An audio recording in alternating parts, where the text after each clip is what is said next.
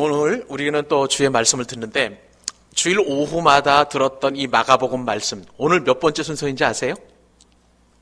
놀랍게도 12번째입니다. 몇 번째라고요? 그런데 우리가 지금 마가복음 본문은 어디 본문 말씀 우리가 상고하고 있나요? 겨우 1장 9절에서 11절. 저는요 하나님의 말씀을 깊이 상고하면서 어떤 느낌을 갖게 되냐면, 어떤 감격이 있냐면, 말씀을 계속 묵상하고 또 상고하고 은혜를 추구하면 추구할수록 이게 깊이 감춰진 보배 같아요. 여러분 어떻습니까? 똑같은 말씀이라도 이 본문 가지고 뭐 수없이 말씀을 들으셨을 거 아니에요? 뭐 50년, 60년 혹은 70년, 80년 신앙생활 하신 분들은 마가복음 이 정도면 뭐 많은 말씀을 들으셨을 텐데, 참 희한한 것이, 저도 마가복음을 큐티도 하고 또 반복적으로 말씀 묵상하고 목사님 설교를 많이 들었는데도 또 이렇게 말씀을 상고하다 보면 또 다른 은혜가 주어지는 거예요. 여러분, 이게 하나님의 은혜인 줄로 믿습니다. 그래서 천국은 침노하는 자의 것인 것과 동시에 부한 자는 계속 부어질 수밖에 없는 거예요. 왜냐하면 은혜를 사모하고 그 은혜를 추구하고 은혜에 대해서 간절한 마음을 갖게 되면 참 희한하게도 차고도 또 차고 넘치는 은혜가 늘 하나님께서 우리에게 주시는 줄로 믿습니다. 그렇기 때문에 우리는 말씀을 더 깊이 사모할 수 있었으면 좋겠어요. 더 사랑했으면 좋겠어요. 저는 이 마가복음 말씀이 한 절 한 절 지나갈 때마다 너무나 아깝습니다. 정말 제가 받은 은혜를 우리 성도님들이 어떻게 잘 받아들일 수 있을지, 제가 느꼈던 이 복음의 감격, 기쁨을 어떻게 하면 함께 나눌 수 있을지 기대하는 마음을 가지고 늘 이렇게 강단에 올라오는데, 저의 이러한 아름다운 마음이, 조금 좋은 마음이 여러분들에게 이만큼이라도 전달됐으면 참 좋겠어요. 얼만큼요? 이만큼이라도. 그만큼 사모해요. 복음에 대해서 정말 사모하는 마음이 있었으면 좋겠습니다. 우리가 이 말씀을 지난번에 예수님께서 세례를 받으신다고 라는 제목을 가지고 한 3주 전쯤에 말씀을 상고했었던 적이 있었어요. 그때 여러분 혹시 기억나시나요? 세상은 다 1등만 기억하는데, 그래서 개그맨이 얘기했죠. 1등만 기억하는 더러운 세상이라고 했지만, 그러나 성경은요 1등만 기억하는 것이 아니라 2등도 기억하시고 3등도 기억하시고 아예 거의 꼴찌라고 할 수 있는 무명의 사람들도 기억하시고, 또한 그분들을 하나님께서는 사용하여 주신 줄로 믿습니다. 저는 그렇기 때문에 소망이 있어요. 말씀대로 살면 우리가 세상에서 1등을 하지 못한다 할지라도 하나님 앞에 이만큼이라도 붙들어 쓰임받게 될 줄로 믿습니다. 우리는 거기에 소망을 둬야 돼요. 예를 들어서 빌리그램 목사님처럼 우리 한번 설교하면 뭐 수십만 명씩 회개하는 그런 역사를 우리 일으킬 수 없어요. 저도 그런 역사를 일으킬 수가 없어요. 또 어떤 목사님처럼 막 기적을 일으키고 그 다음에 예언을 하고 방언을 하고 그렇게 못한다 할지라도 그것만이 하나님의 역사가 라고 할 수가 있는 것이 아니라, 우리 가운데 이렇게 내주 역사하시는 성령님, 말씀을 통해서 깨닫게 하시고 내 삶을 변화시키시고 말씀을 통해서 기쁨을 얻게 하시는 이러한 하나님 앞에 나아갈 때에 그 말씀에 붙들린 바 되면 우리 역시도 하나님 앞에 쓰임받게 될 줄로 믿습니다. 오늘 말씀을 보니까요, 이러한 대표적인 인물 가운데 한 사람이 바로 세례 요한이었습니다. 누구입니까? 세례 요한. 이 세례 요한은 제가 지난번에 말씀을 드릴 때에 2인자였다라고 말씀을 드렸어요. 1인자입니까? 2인자입니까? 2인자예요. 그럼 1인자는 누가 될 것일까요? 예수님이시죠. 맞아요. 세례 요한의 사명은 특별했습니다. 2인자로서 아예 태어날 때부터 오래전부터 예언이 되었던 인생이었어요. 절대 1인자가 될 수 없는 그런 인생이었음에도 불구하고 세례 요한은요, 예수님께서 오실 길을 예비한 사람이에요. 낙타털옷과 그리고 석청을 입으면서 광야에서 외쳤어요. 내 뒤에 오시는 그분은 이런 분이시다. 메시아이시다. 나는 물로 세례를 주지만 그분께서는 성령으로 세례를 주신다. 예수님에 대하여 이렇게 쭉 증거하면서 주님께서 가셔야 될 길을, 첩경을 예비하는 것, 꾸불꾸불 했던 길들을 쫙 펴서 대로를 만들어 놓은 사람이 바로 세례 요한이었던 것입니다. 그런데 여러분, 놀랍게도 2인자로서의 삶을 부르심받은 이 세례 요한은 예수님이 어떻게 말씀하셨냐면, 여자애로부터 난 사람들 중에 세례 요한보다 큰 자가 없도다. 자, 그러면 세례 요한은 예수님 앞에서는 2인자였지만 세상의 모든 사람들 앞에서는 1인자가 된 줄로 믿습니다. 여기에 우리는 은혜를 받아야 돼요. 우리의 소망은 세상 그 어떤 연락이나 기쁨이나 감사가 아니라, 세상 영광이 아니라 주님 앞에 붙들린 바가 되기만 하면, 하나님 앞에 쓰임받기만 되기만 하면 그 인생이야말로 가장 성공한 인생이요, 1등 인생이요, 하나님께서 가장 영광을 받으시는 인생인 줄로 믿습니다. 자, 그래서 그 이야기를 하면서 지난번에 어떤 말씀을 드렸냐면, 왜 예수님께서 세례를 받으셔야 했다는 말입니까? 세례는 여러분 뭐라고 말씀을 드렸어요? 죄인인 우리가 죄인인 것을 인정을 하고, 그리고 그 죄사함의 징표로서의 세례를 받는다고 이야기했어요. 그런 과정 속에서 예수님이 세례를 받으셨다는 것은 우리가 납득하기 어려웠다라고 말씀을 드렸어요. 왜 그렇습니까? 왜 예수님이 세례를 받으시면 안 되었어요? 예수님이 그러면 죄인이란 말입니까? 세례를 받으셨으면? 아니죠. 예전에 우리가 생각했던 거 여러분 기억나세요? 예수님께서는 흠도 없으신 분이셨어요. 죄도 없으셨던 분이에요. 죄를 찾을 수도 없는 분이라고 사도 바울이 그렇게 이야기를 하게 되었고, 그리고 베드로 사도도 베드로전서 1장 9절에서 흠없고 점없는 그리스도라고 이렇게 소개한 적이 있었어요. 어린 양 대신 그리스도다.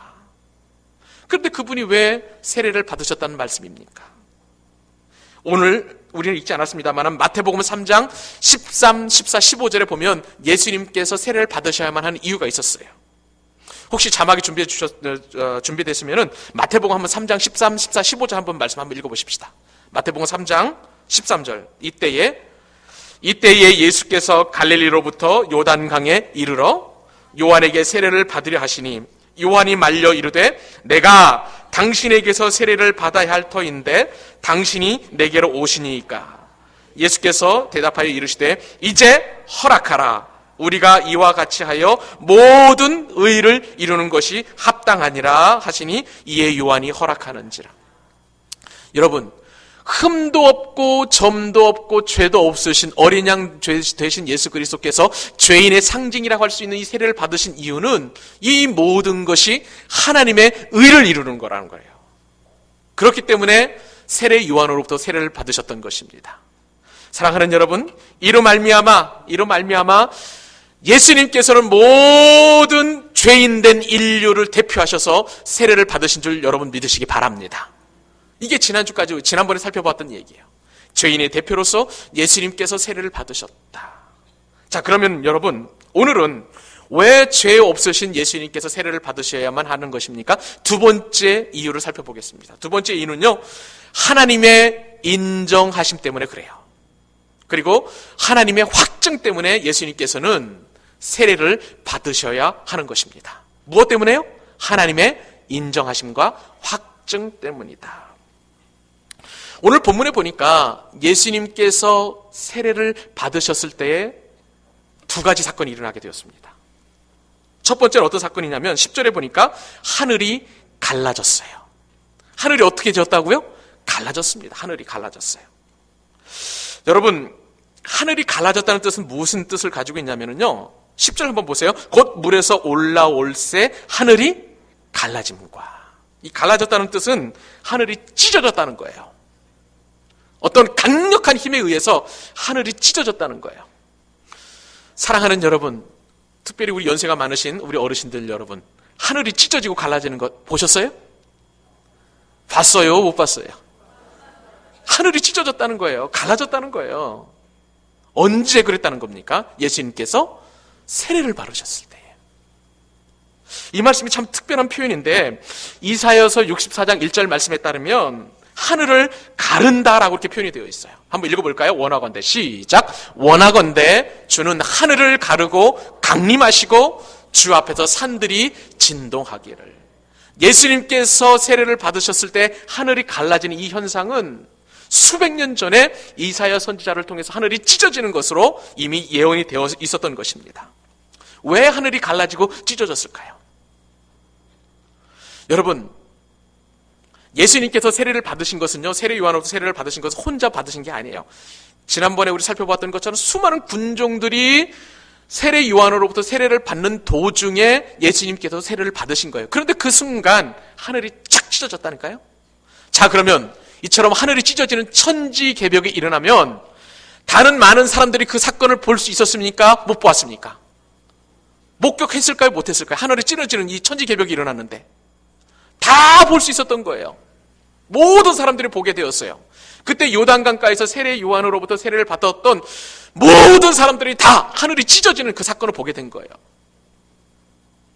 왜 하나님께서는 이처럼 예수님께서 세례를 받으셨을 때에 하늘이 찢어지는 천지개벽을 일으키셨을까요?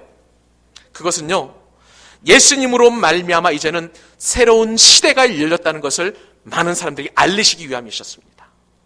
이제 구약의 수백 년 전부터 태초부터 예정되어 있던 메시아가 이 땅에 오실 것에 대하여 수많은 사람들이 관념으로 알고 그리고 또 말씀을 통해서 생각으로 알고 있었지만 이제 그 사건이 이 하늘이 찢어지는 천지를 개벽하는 이 사건으로 말미암아 모든 사람들이 부인할 수 없을 정도로 부정할 수 없을 정도로 확실한 증거가 되도록 그렇게 하나님께서는 예수님께서 세례를 받으셨을 때에 확증해 주셨다는 거예요. 예수님 그리스도께서 메시아 되시고 예수 그리스도께서 우리의 구세주 되심을. 그렇기 때문에 예수님께서는 세례를 받으실 수밖에 없었던 것입니다. 사랑하는 여러분, 그렇습니다. 예수님께서는 누구나 다 인정하실 정도로 온 우주를 구원하실 구세주인 줄 우리는 믿음으로 받아들일 수 있는 것입니다. 그 자리에 있었던 모든 사람도 부인할 수 없었어요. 확실한 증거를 보게 되었기 때문에 그렇습니다. 근데 여러분, 오늘 말씀을 제가 상고해 보면서 한 가지 좀 궁금한 점이 생겼어요. 자, 10절 다시 한번 제가 읽어드립니다. 곧 물에서 올라오실 때 하늘이 갈라짐과 그 다음에 어떤 또 일이 일어났습니까? 성령이 비둘기같이 자기에게로 내려오신 것. 하늘이 갈라진 것이 아주 특별한 은혜가 있었다면, 특별한 하나님의 어떤 징조라면 또 하나 사건이 일어났는데 성령이 하늘로부터 비둘기같이 내려오게 되었어요. 비둘기같이. 여러분, 왜 성령께서 비둘기같이 임하셨을까요?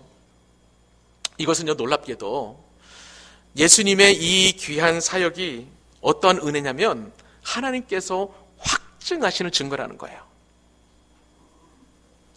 여러분, 이 순간 여러분 한번 상상을 해보세요. 우리가 지금 요단강에 가서 세례를 받으신 그 예수님의 모습을 한번 가정해 보십시다. 여러분들도 지금 2000년 전으로 돌아가서 그 현장이 있었다고 생각을 해 보십시다. 예수님께서, 성자이신 예수님께서 지금 세례를 받으십니다. 그리고 성부 하나님께서 말씀하세요. 좀 이따 살펴보겠습니다만은 이는 내 사랑하는 아들이라. 성부의 말씀이 계셨고요, 성령께서 비둘기같이 지금 임하고 있는 거예요. 예수님의 세례 사건은요, 성부, 성자, 성령이 함께 하시는 온 우주적인 사건이라는 것을 우리가 이 말씀을 통해서 생각해 볼 수 있습니다. 근데 이 말씀을 정말 감격스럽게 묵상하면서 제가 한 가지 궁금한 게 있었어요.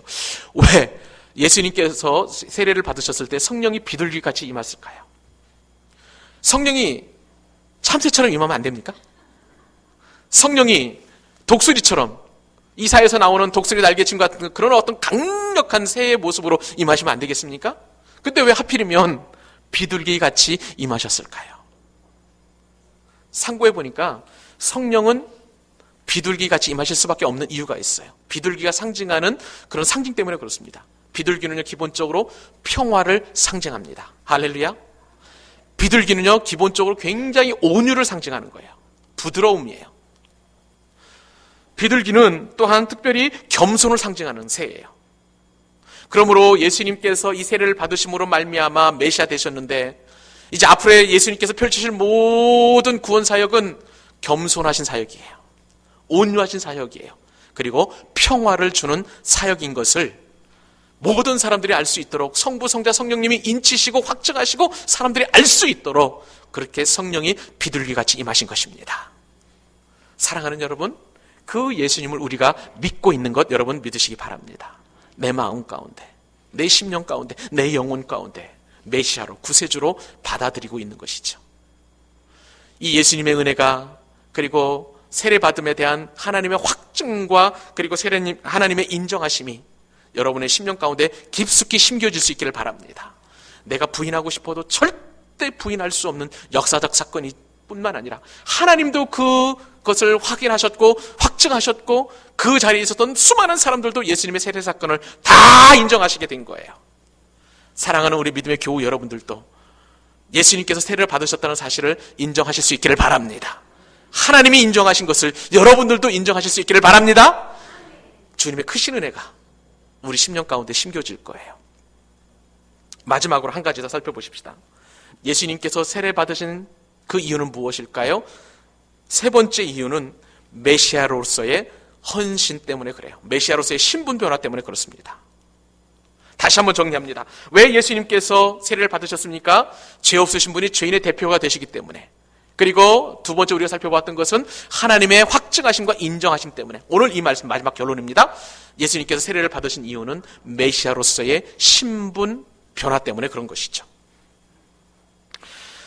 예수님 당시에 유대 공동체에는 한 가지 특별한 공동체 의식이 있었다는 것입니다. 그것이 뭐냐면요, 그 어떤 예를 들어서 그때 당시에 여러 분파들이 있었어요. SNF파, 또 무슨 파 이렇게 신앙 공동체가 있었는데, 그 신앙 공동체 일원이 되기 위해서는 반드시 물속에 들어갔다 나와야 돼요. 물속에 들어갔다 나옴으로 말미암아서 나는 이 공동체의 일원이 되는 것이다. 이것을 우리 교회에 적용해 본다면 이렇게 생각하시면 되겠습니다.